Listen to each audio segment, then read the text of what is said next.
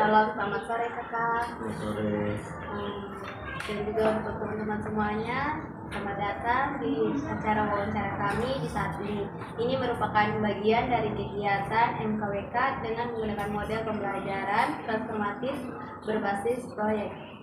Hari ini kita akan bersama-sama membahas tentang rendahnya kualitas pendidikan yang ada di Papua. Bersama saya Loisa Arumi Badudi dan narasumber saya Kakak Arha Maulana. Selamat sore Kak. Kakak, apa kabarnya? Alhamdulillah baik. Kakak, di sini saya menjadikan kakak sebagai narasumber dari acara wawancara kami pada sore hari ini karena saya percaya kepada kakak dan dengan setiap pandangan kakak mengenai kualitas pendidikan yang ada di daerah Papua. Baik kakak, sekarang saya ingin bertanya kepada kakak bagaimana pandangan kakak tentang kualitas pendidikan yang ada di Papua sekarang ini. Baik, sebelum saya menjawab lebih dalam, sebelumnya perkenalkan saya Arha Maulana, mahasiswa Fakultas Hukum semester 5. Ya, sebenarnya saya juga mau berterima kasih kepada teman-teman pendidikan fisika mempercayakan saya mengangkat atau meminta pandangan saya terkait daripada kualitas pendidikan di Papua itu sendiri, terlebih khusus di Papua ya.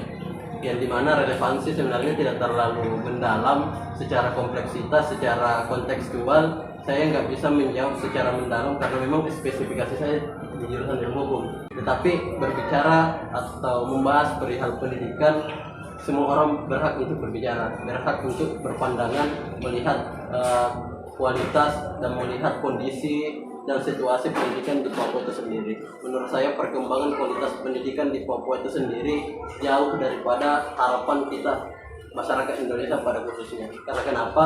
Dengan kualitas pendidikan yang begitu rendah di Papua tentu punya stigma tersendiri bagi masyarakat di luar Pulau Papua. Dan saya juga kaget kenapa saya diundang, karena saya di Papua baru 3 tahun sebenarnya. Baru 3 tahun saya mengenyam pendidikan dari SD sampai dengan SMA itu di luar Pulau Jawa. Jadi secara kontekstual, secara kompleksitas belum mengetahui secara kondisi di lapangan. Tapi saya punya saudara yang dia kepala sekolah sekaligus guru di pedalaman. Jadi kalau dia pulang kampung, saya kurang sedikit banyaknya berdiskusi terkait daripada kualitas pendidikan di Papua. Ya memang hari ini masih rendah dan jauh daripada harapan karena melihat banyaknya faktor-faktor yang terjadi di Papua itu sendiri. Kakak, dari pandangan kakak tentang kualitas pendidikan di Papua, pasti ada beberapa faktor yang menjadi penghambat. Menurut kakak, faktor-faktor apa saja yang menjadi penghambat untuk perkembangan kualitas pendidikan di Papua? Ya, ini yang menarik. Kalau kita berbicara faktor penghambat di dalam konteks pendidikan di Papua, ada beberapa faktor sebenarnya. Yang pertama, akses atau minimnya transportasi atau infrastruktur yang terjadi di Papua. Kita melihat kondisi di lapangan bahwa infrastruktur yang begitu belum memadai, jalan misalnya, ya belum memadai dengan begitu baik, sehingga ini menjadi faktor penghambat daripada pertumbuhan atau akses pendidikan yang begitu baik di Papua, diiringi dengan transportasi yang belum memadai, transportasi umum dan lain sebagainya. Itu yang pertama. Yang kedua adalah minimnya fasilitas pendidikan di Papua. Ini tidak bisa kita pungkiri, adalah sebuah keniscayaan di Papua bahwa kualitas atau minimnya fasilitas di Papua itu memang terjadi hari ini. Banyak sekolah-sekolah yang belum memiliki fasilitas yang menunjang untuk mendukung peningkatan kualitas pelajar siswa yang ada di Papua. Ya, itu yang kedua terkait daripada faktor penghambat kualitas pendidikan di Papua. Yang kedua tadi adalah fasilitas ya. Yang kedua adalah minimnya kualitas tenaga pendidik. Ini yang kita juga menjadi problematika yang besar, bahwasanya untuk membangun sebuah peradaban yang baik dimulai daripada tenaga pendidik yang baik. Ya, ini sebenarnya tenaga pendidik yang belum secara kualitas belum mampu untuk mendidik anak-anak siswa atau anak-anak di sekolah. Yang kedua, yang keempat adalah kondisivitas atau stabilitas yang belum terjamin di Papua, yaitu banyaknya konflik vertikal antar masyarakat. Ini yang kemarin saya angkat dalam karya tulis, kemudian saya lombakan dan kemarin berangkat di Malang terkait daripada konflik yang ada di Papua. Sebenarnya kalau kita bicara konflik di Papua itu kompleksitasnya terlalu besar, dan ini juga menyangkut sektor pendidikan, sektor ekonomi, sektor pelayanan kesehatan. Itu banyak faktor-faktor yang bisa merambah ke dalam hal itu. Titik poin adalah konflik-konflik yang belum stabil atau stabilitas kondisivitas di masyarakat belum stabil. Itu menjadi faktor-faktor penghambat kualitas pendidikan di Papua. Terima kasih kakak, dan pertanyaan saya terakhir, menurut kakak dari faktor-faktor tersebut adakah solusi yang tepat yang bisa kita pakai untuk mengatasi faktor-faktor yang menjadi penghambat tersebut? Iya. Terkait daripada permasalahan pasti ada yang namanya solusi. Ya, langkah-langkah solusi atau langkah solutif yang kita hadirkan itu apa di dalam sektor pendidikan. Ya, menurut saya faktor yang dapat kita gunakan dalam menunjang atau langkah solutif yang kita bisa hadirkan adalah yang pertama, menciptakan fasilitas pendukung daripada pendidikan itu sendiri. Ya. Yang pertama harus akses pendidikan itu harus setara, jadi fasilitas harus ditunjang dari SD, SMP, SMA bahkan perguruan tinggi. Itu yang pertama. Yang kedua adalah kualitas guru yang berkualitas. Jadi guru harus bukan, kalau lulusan FKIP, lulusan guru itu bukan sebatas lulus saja langsung mengajar, tidak. Dia harus mengupgrade dirinya, upgrading, dan bahkan harus meningkatkan kualitas pengajar, tenaga pendidik agar melahirkan lulusan-lulusan yang berkualitas juga. Yang kedua adalah memperbaiki sarana transportasi, sarana infrastruktur yang ada di Papua, karena memang ini menjadi problematika besar dan stigma yang terbangun di masyarakat Papua. Kalau kita mendengar Papua bahkan stigma pertama kali didengar oleh orang di luar Papua itu adalah keterbelakangan, akses pendidikan yang masih kurang, pelayanan kesehatan yang masih kurang. Padahal di dalam Undang-Undang Dasar 1945 di pasal 31 kalau tidak salah, di dalam ayat 1 menjelaskan bahwa setiap warga negara itu berhak mendapatkan pendidikan. Dipertegas lagi di pasal 2 bahwa negara wajib membiayai warga negara untuk mendapatkan akses pendidikan. Ini tentu menjadi peran penting bagi pemerintah maupun negara untuk terus andil untuk menciptakan akses pendidikan yang baik di Papua. Karena salah satu untuk membangun peradaban yang berkualitas di Papua bermula dari pendidikan. Untuk mengubah nasib suatu bangsa, untuk mengubah nasib seseorang itu bermula dari pendidikan. Jadi pendidikan ini adalah role model. Pendidikan ini adalah satu faktor yang utama dan urgensinya itu sangat penting untuk kita pikirkan bersama untuk melahirkan peradaban-peradaban yang berkualitas di tanah Papua. Apalagi sekarang sudah provinsi Papua Selatan ya. Ya, menurut data yang saya baca karena saya anak hukum, jadi bukan hanya sebatas asumsi, saya harus menampakkan data. Di Papua Selatan sendiri menurut kompas.com itu terdapat 92.000 anak yang putus sekolah. Ini cukup memprihatinkan sekali. Apalagi saya yang dari luar datang ke Papua melihat angka kuantitas yang begitu besar, kita sangat prihatin sekali dengan 92.000 anak yang putus sekolah itu. Dan ditambah lagi dengan 92.000 anak putus sekolah itu, ternyata faktor utamanya adalah kekurangan guru. Kekurangan guru di Papua Selatan itu mencapai angka 3.000 lebih. Nah, ini kan menjadi PR tersendiri bagi teman-teman yang berkuliah di keguruan, di pendidikan. Semoga teman-teman sini tetap semangat, tetap punya value nantinya pada saat ini lulus di dalam pendidikan FKIP ini ya, mendapat gelar SPD. Semoga teman-teman tetap semangat untuk melahirkan peradaban atau insan manusia yang berkualitas. Itu saja. Baik kakak, terima kasih untuk pandangan kakak dan juga faktor-faktor yang ditambah serta solusi untuk faktor-faktor yang menurut semuanya dari pandangan kakak, dan juga ya bukan hanya dari pandangan kakak tapi secara langsung dia ya kan. Terima kasih banyak untuk waktu dan kesempatan yang telah berikan untuk jawaban-jawaban yang luar biasanya kakak. Terima kasih banyak. Saya Loisari Mubajudi dan teman-teman semuanya terima kasih lagi sekali lagi pada kakak dan teman-teman. Sekianlah wawancara kami hari ini. Assalamualaikum warahmatullahi wabarakatuh. Shalom. Assalamualaikum, shalom, selamat siang untuk kita semua. Selamat datang di acara podcast kami. Ini merupakan bagian dari kegiatan MKWK dengan menggunakan model pembelajaran transformasi berbasis proyek. Baik teman-teman, hari ini saya Loisari Mubajudi telah berada di sini dengan narasumber saya Bapak Delson Gepses. Selamat siang Bapak. Bapak apa kabarnya? Baik. Puji Tuhan baik.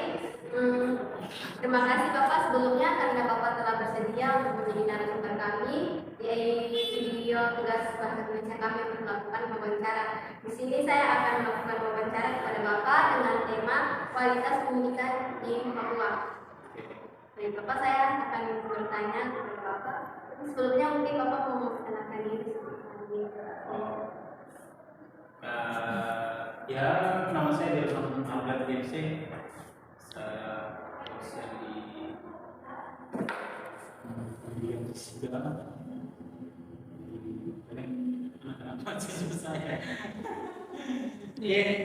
Baik Bapak. Sekarang saya ingin bertanya kepada Bapak. Yang pertama, bagaimana pandangan Bapak tentang kualitas pendidikan di Papua sekarang ini? Kita bicaranya nih perlu Papua. Ini kan Papua ini besar nih, dari Sabang sampai Merauke. Kita mau bicara di Papua Selatan atau sampai ke Sorong?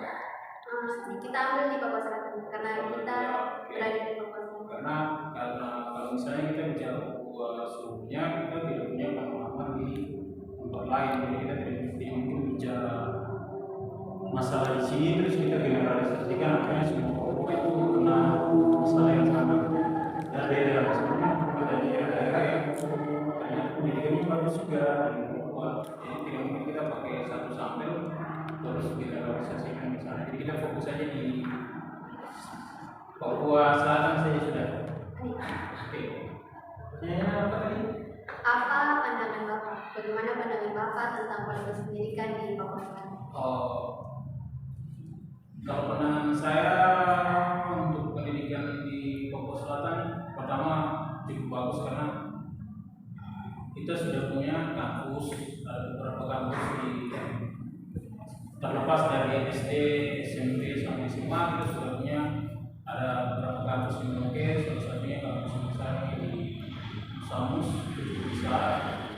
Karena Musamus ini kan dia kayak sender pendidikan, jadi kalau Musamus bisa menerbitkan mahasiswanya terus diserap ke yang bekerja, itu akan membantu proses pendidikan di bawah nanti.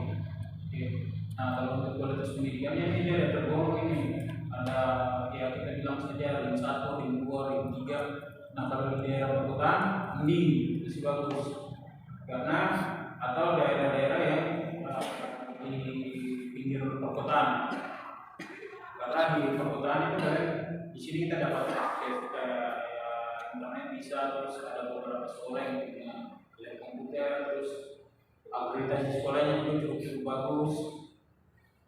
Terus tapi beda lagi ceritanya dengan sekolah yang ada di misalnya distrik-distrik.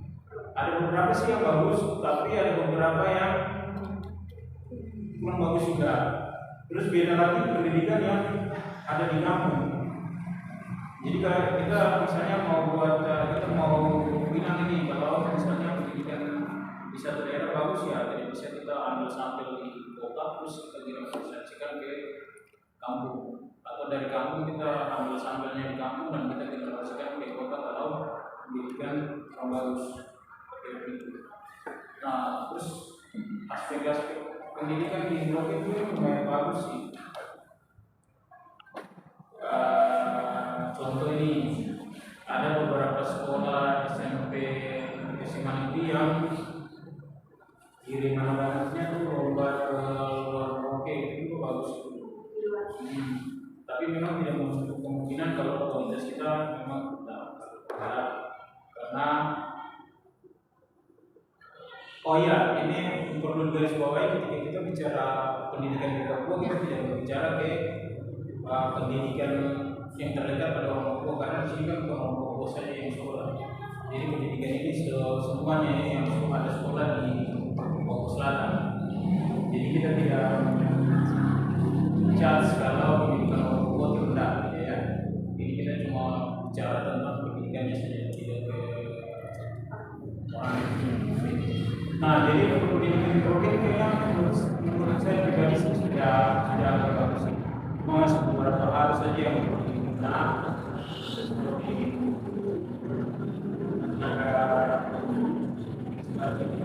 lalu fasilitas sekolahnya yang penting, terus kesejahteraan. Kalau yang lain-lain sih sudah penting sih, karena kampus juga kan bekerjasama dengan dinas. Beberapa kali kirim mahasiswa untuk sekolah di kampus, jadi itu membantu juga sekolah yang Tadi Bapak sudah sekalian menjawab untuk pertanyaan yang apa saja faktor yang menjadi penghambat ya Pak? oh Yang nah iya, guru pengajar tenaga. faktor-faktor itu ada banyak faktor penghambat. Misalnya guru dia mau ke kamu, karena kalian tadi kan kita tidak bisa berbicara kalau guru zaman dulu dengan guru zaman kalian itu beda, itu bukannya beda. Kalau zaman dulu kalian mereka ke kampung ya kebutuhannya cuma tempat tinggal terus makan pakaian. Tapi kalau zaman yang kalian sekarang atau saya itu kebutuhannya beda, kita butuh internet. Nah itu sudah beda tuh.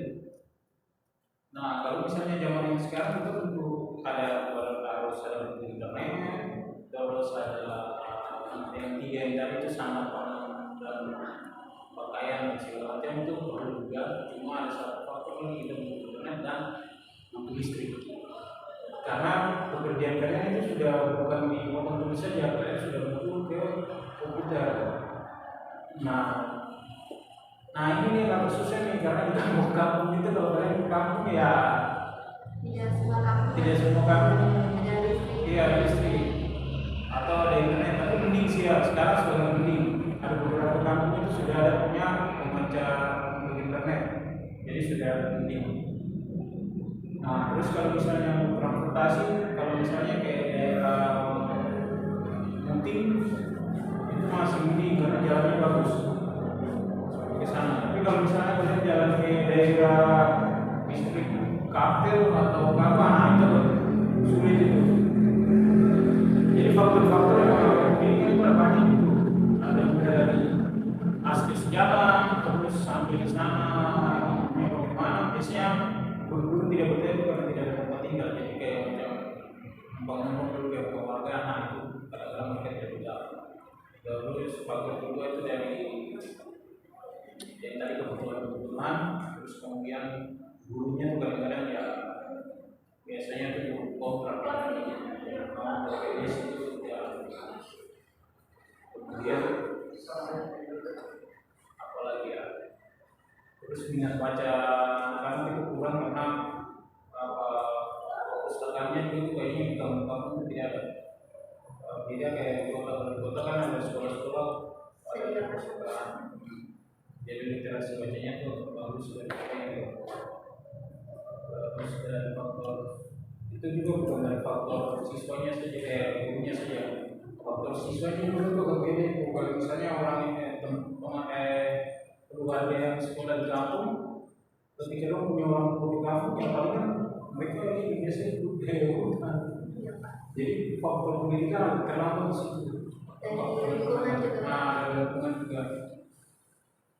Terus ya kalau menurut saya sih itu kalau yang dari faktor sekolah sama faktor guru itu tanggung jawabnya oleh dinas.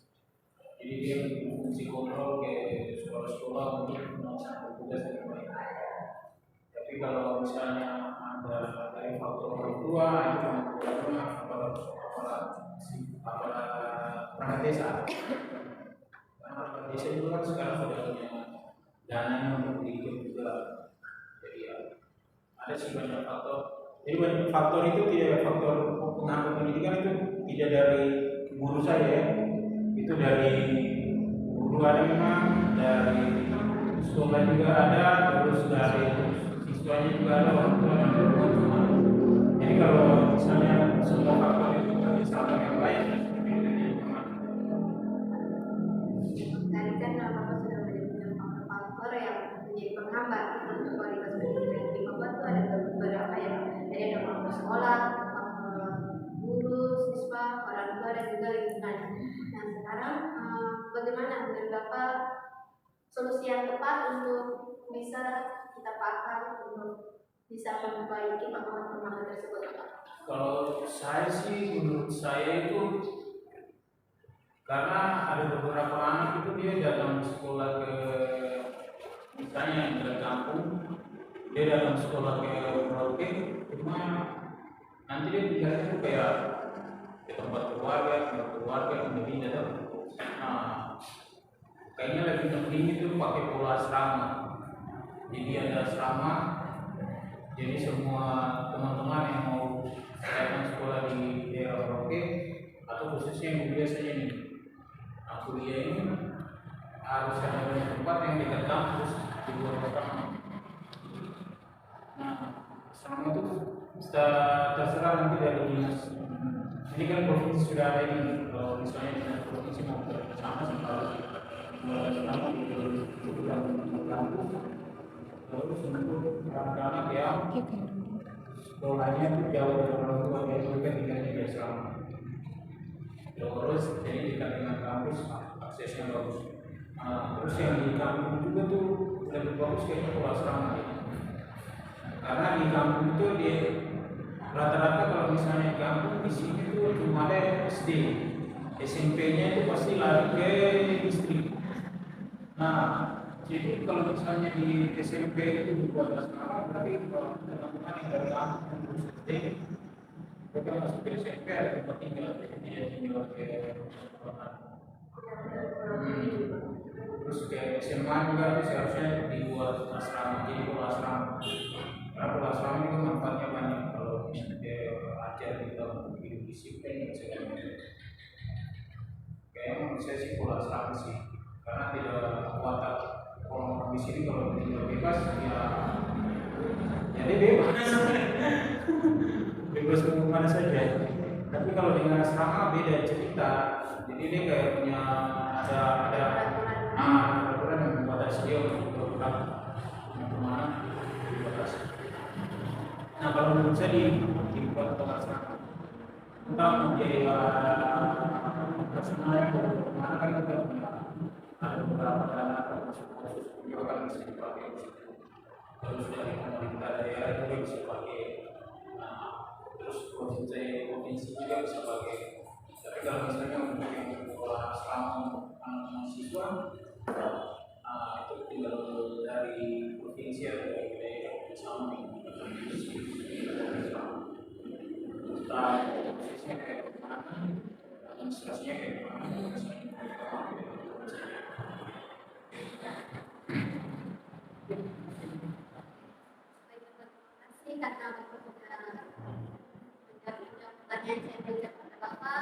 jawaban-jawaban yang luar biasa Mas Bapak. Juga kembali mengucapkan terima kasih karena Bapak sudah meluangkan waktu untuk kita bersama-sama melakukan tugas bahasa Indonesia ini untuk video wawancara Mas Bapak dan teman-teman. Saya akan mengakhiri untuk video acara wawancara hari ini. Terima kasih kembali kepada Bapak